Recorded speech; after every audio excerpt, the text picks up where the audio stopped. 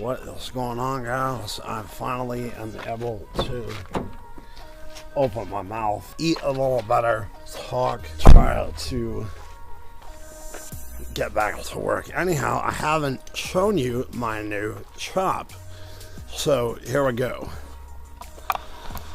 It is a 12 by 36. I wanted to have somewhere that I could keep all of my projects. I will tell you a story about that sign at some point.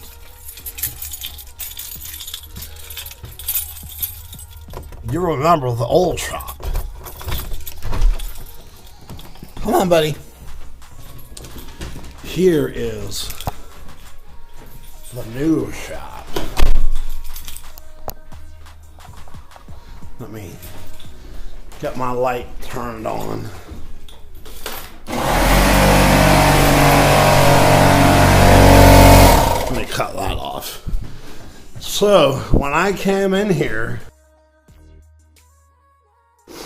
I started off with a 10 by 20. So my plan for over here is I'm gonna have some pegboard 8 foot long, well, not quite 8 foot, but close, over here on that wall, and then run one from that corner to about here. That way I can have all of my tackle in one spot. I have all of it up there in bins, so trying to work out where everything is gonna go. And then I have some beautiful poplar here, having this. You okay? You gonna make it? Okay. Having the amount of having like double the amount of area to work in is completely a good thing for me. Being that I have like a little plate here I'm working on, I have a tabletop here I'm working on, I have a beer opener, sign I'm working on, I have another sign for a family that I'm working on right here, and I have my miters over there. It's a mess, but I'll kind of show you. I've not been feeling well the last 8-9 days. I had a tooth pulled down here, and I had 2 pulled from up here. And it was really hard to eat or talk or hardly move. Like I laid in bed for like a week trying to recover. And you may see that my voice has gotten a little better. I think that the teeth up there really had an effect on me being able to talk. Because clearly I'm not stumbling over my words before like I was. So fingers crossed that that is the root of the problem, was bad teeth up here. But I had one that was above my gum line, behind that tooth, on my gum line. So I had a hole from my sinus cavity to my mouth. So it's not been fun. The last 2 years of dealing with that speaking problem have not been fun. So what we're gonna do is we're gonna go on a little journey through my shop and kind of give you what I have done up until this point. If you go back to last like November, December, I think, I have the video of when I brought the 10 by 20 up here and started working on that. So you can kind of go through the progression and see how I went from, I literally had a 5-inch random orbital sander when I started this whole thing. And I really wanted to focus on making quality products that will last a really long time. In honor of my family. My grandfather, my father's dad, was more of an outdoor kind of guy, more along the cutting wood and cutting down trees. Growing up in upstate New York, that's all we knew was being outside and fishing and hunting and being outdoors. So the whole aura of my channel is going to change a little bit, and that I'm not going to be just doing like angling videos. I want to do more woodworking things so that you can kind of see how I do things here at my shop. So I'm going to pick you up and take you on a little tour of my shop. So here we go. So you already know about what I have going on here. Tackle, more tackle. I have my poplar. I picked up that table and it has like 12 outlets underneath a strip here for like 40 bucks. I know, 40 bucks. Couldn't believe it. But now I have one more table. I got my very first table saw, and that was the first tool that I brought in the building. I made some beer tap pulls, some maple beer tap pulls. I made another one out of cedar and maple, and some cool diamond shaped ones and different shaped ones. Walnuts. I had to make a little bin for my tools so that I have somewhere to put them. I want to make a wall for it. Here's another sign going out to good old Tennessee for a friend of mine. And we walk our way down the wall. I have some box elder coffee table pieces that are gonna be sick when they're done. I bought clamps.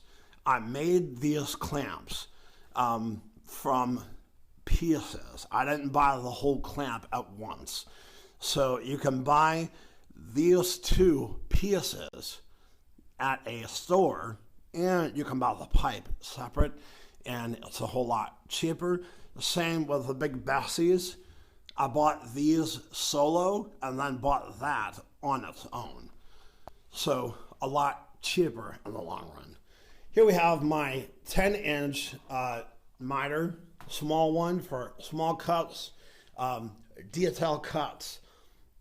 That way I'm not constantly running over to my 12-inch DeWalt miter. I'm sorry about the lighting. I want to try to put a light up here somewhere so that I can have more room to see what I'm doing. I really don't want my miter up against a wall, but for now it works. Then I have my little tables over here. I gotta get all of that organized. Another table here, my air compressor down there, my vacuum. I ran a hose up here from the air compressor to right here. I can pull it out and it will go literally out to my truck. I have more wood up there, some 2x, 1x, some live edge, cedar, white cedar, walnut, cherry up there. And I made these shelves, put these shelves in for all of my finish stains, paints, sandpapers right here up where I can actually see them and not wonder where they are. One more shelf up here, some pony clamps for corners, 90-degree angles. I'm working on a giant humongous burled island top for Brian. You may know him from my channel videos. And then I have a poplar top that I'm working on for my bathroom. That will be really cool. Then I have my workbench that I built. I had to build this bench for a project. I made 3 solid pine living room sets and then 1 out of red oak. But I had to have a table where I could put all of my work on one area. So I had to literally build that bench. And I had no plans, no idea. All I knew was I had to get it built quickly. That bench has been a lifesaver. But I'm hopefully going to be upgrading from a guy who has one, a better one. But then, you know, having more room to think and be creative, I can make like light fixtures. That wood is cedar right here. So having that creative freedom, I made a friction fitting paper towel holder. I wanted them up and out of the way, but I used a dowel and I have that hole drilled through, but it's a friction fitting. So it will slide on there and it won't come off easy. But I made that out of walnuts. And then I have my phone holder right here that I made out of walnut. So I have a lot going on in the shop. I gotta be honest, I really haven't done a whole lot of filming like I was, because it's really hard for me to focus on what I want to say and not having it sound like I'm talking like a robot because I couldn't speak properly. I still have some problems. The main thing is I want to be able to make more content for you guys. But it just makes it really, really hard when I can't get the words out so that they're understandable. So it seems like the surgery that I had may have helped. I pray for me and pray that it will get better over time. I don't really have a whole lot more to talk about at the moment, but I have to finish up a sign so that I can go, oh yeah, sign, here we go. So I got offered to trade a sign making project for a 12-foot John boat.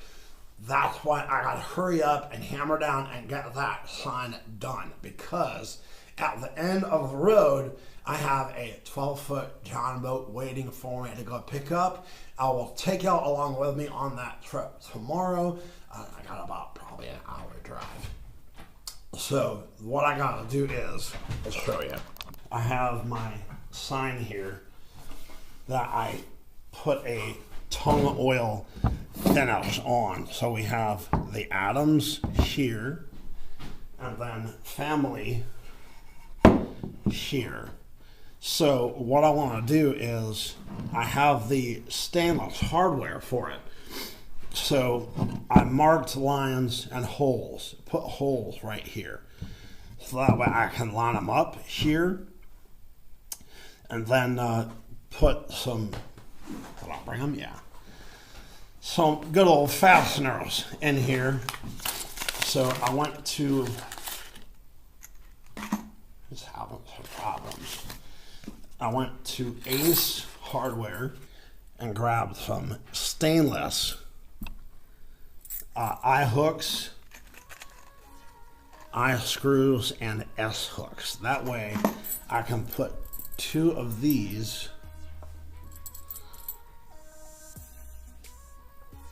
one here and one here. Then I can put the eye there, there, there, and there. And then two up here, and then have a cord come around and wrap right here. But first, I have to go ahead and put down a poly coat so it will be outdoors. So I don't want to have the signs getting all dirty and weathered and humidity and all that crap. So I'm going to go ahead and put on a Verithan poly coat. That's really what I got going on for today. And I'll show you how it looks before I get done and take it on the road. There you go.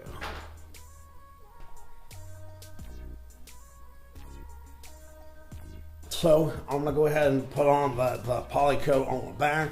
Whenever you're doing a project, you always want to finish the bottom first, or the back. So I'm gonna go ahead and get that poly coat put on here, and I might go ahead and put you on time lapse so you can see how it goes here.